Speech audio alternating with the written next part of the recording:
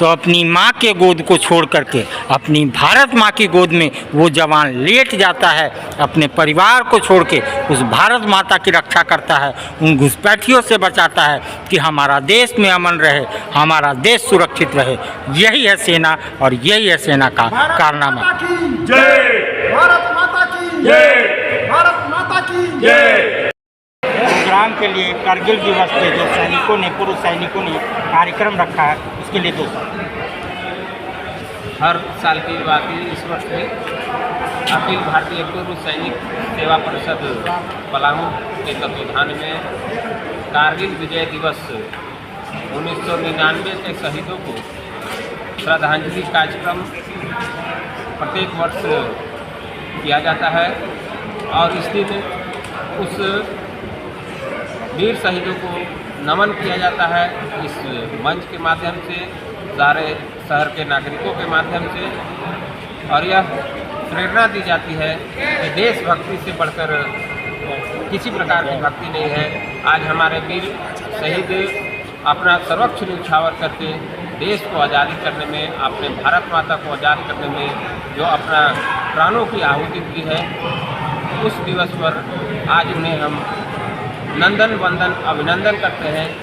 जो अखिल भारतीय पूर्व सैनिक सेवा परिषद के जितने भी अध्यक्ष और उनके समिति के जितने भी सदस्य हैं कि आप प्रत्येक साल इस प्रकार के कार्यक्रम करके उनकी यादों को जो आप जागृत करते हैं, सभी को याद कराते हैं।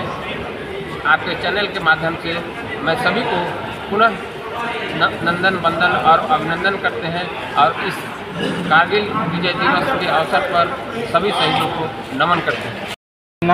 वंदन की धरती है, ये चंदन की धरती है। आज शहीद दिवस पे कारगिल के उन वीर सपूतों के लिए 2 शब्द। सबसे पहले तो हम अखिल भारतीय पूर्व सैनिक सेवा परिषद को मैं धन्यवाद देता हूँ, जिन्होंने सरकार के दायित्वों का निर्वहन करने के उद्देश्य से प्रतिवर्ष इस परिसर में, इस टाउन हॉल में उनके सम्मान में श्रद्धांजलि का कार्यक्रम आयोजित करता आ रहा है। और निश्चित तौर पर इस समाज के अन्य जो संस्थाएं हैं और विशेष रूप से सरकारी स्तर पर भी उनकी भूमिका सुनिश्चित होनी चाहिए थी, जो नहीं होती है। ये दुखद पहलू है, लेकिन इस परिषद के लोगों ने, उनके पदाधिकारियों ने जो कार्यक्रम का आयोजन किया है वो निश्चित तौर पर बधाई के पात्र हैं।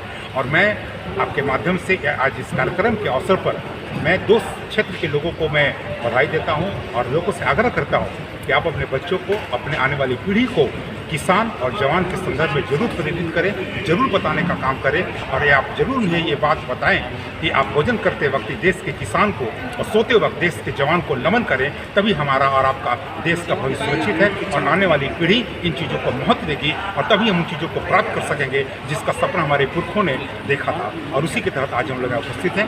मैं उन तमाम शहीदों को मैं नमन करता हूँ और आयोजक मंडली को मैं बहुत बहुत धन्यवाद देता हूँ। सूबेदार जी, आपके कंधे पे बहुत बड़ा भार है क्योंकि आप इस संस्था के अध्यक्ष हैं। क्या क्या है? हम लोग अभी पिछले कई वर्षों से कारगिल विजय दिवस समारोह यहाँ पर मनाते आ रहे हैं।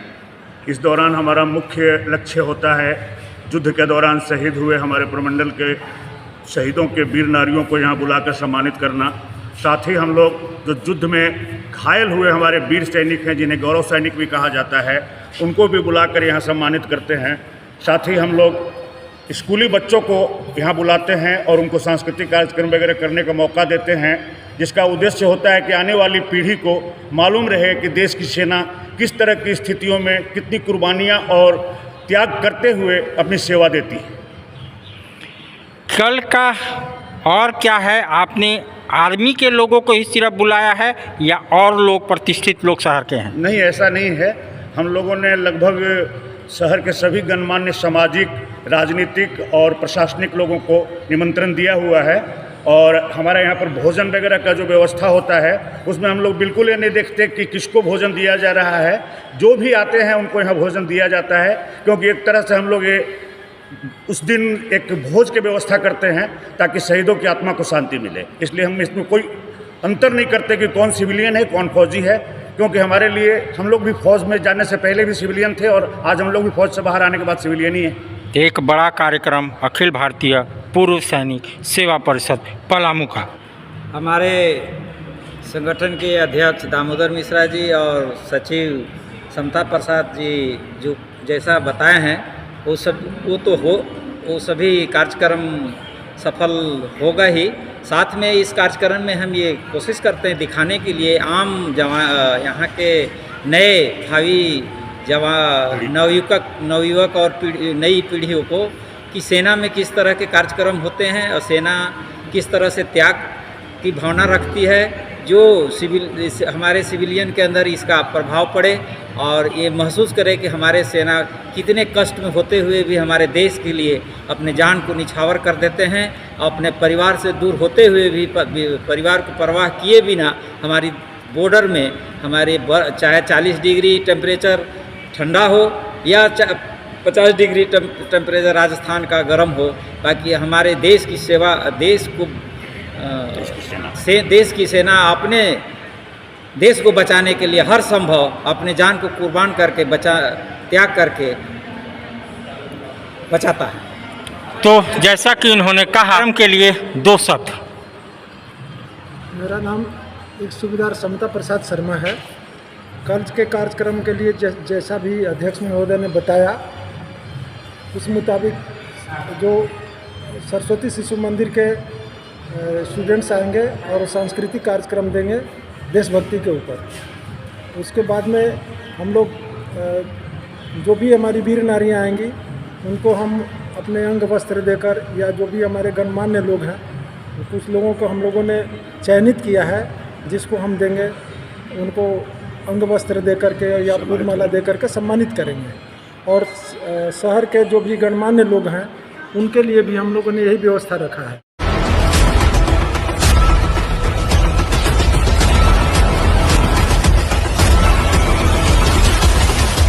इस खबर के प्रायोजक हैं जूनियर जंक्शन स्कूल। नामांकन जारी है। आप अपने बच्चों के उज्जवल भविष्य के लिए नामांकन